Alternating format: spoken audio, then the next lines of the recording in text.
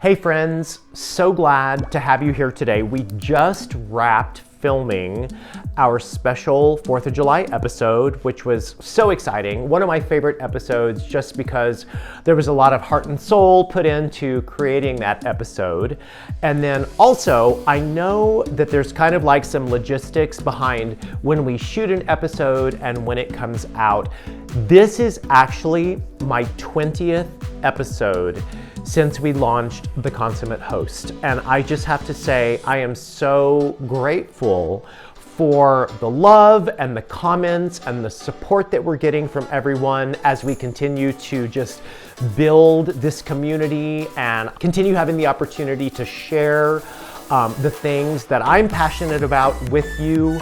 But today's very special because this is our 20th episode, which I can't believe. What I wanted to share with you today is I've had several people reach out to me over the past couple of months because oftentimes I shoot around my dining room table and we're in this space. And like I said, we just shot our 4th of July episode, which was at my dining room table. I've had several people reach out to me about the ceiling installation and the chandelier over my dining room table.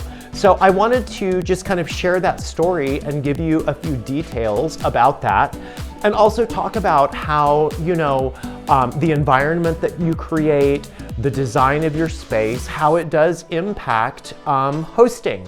So the first thing that happened for me was I found these amazing dishes actually at an estate sale. If you look at the ceiling, the kind of the colorful base of the ceiling installation are these kind of dessert plates and kind of condiment saucers that are in these Moroccan designs. So they're kind of North Africa, Southern Spain motifs, very Moroccan.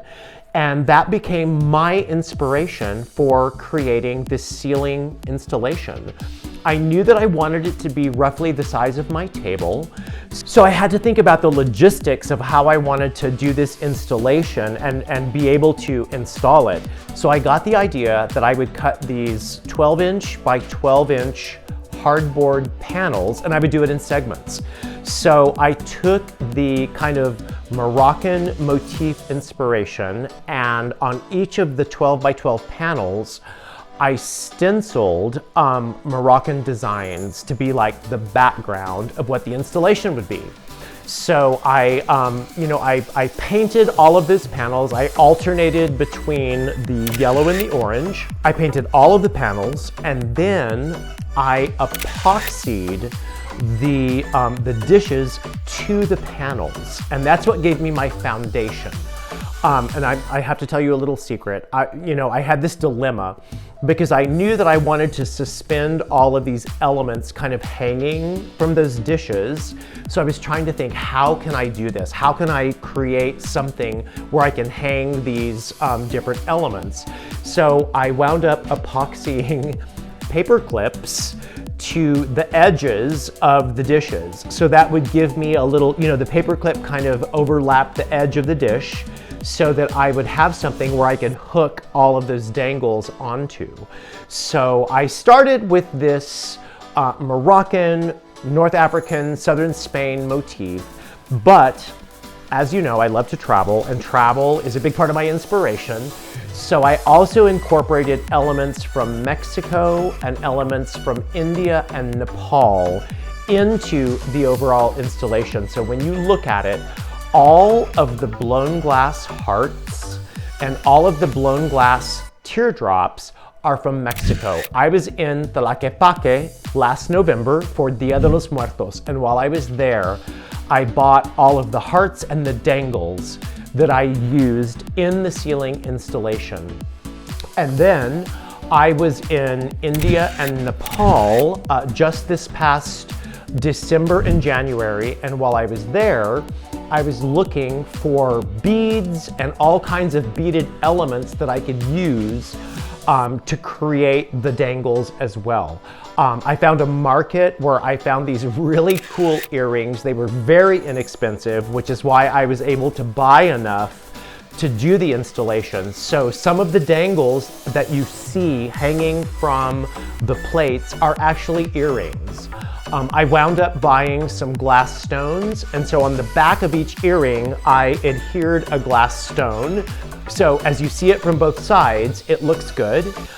So there's earrings, there's glass baubles from Mexico, and then ultimately the chandelier is a thrift store find. So I found this chandelier at a thrift store and basically painted it. It was kind of a rusty iron finish, but I wanted it to be this kind of vibrant orange. So I masked off the whole thing and I painted it myself. And I made the chandelier the orange, and then installed all of these elements onto the ceiling, and then ultimately finished out everything with all the different colors of molding. People often ask me about my personal style, my personal design aesthetic, and most of you know that my background is in costume design. But I always tell people when they ask me, like what inspires you or what are the rules I should follow in design?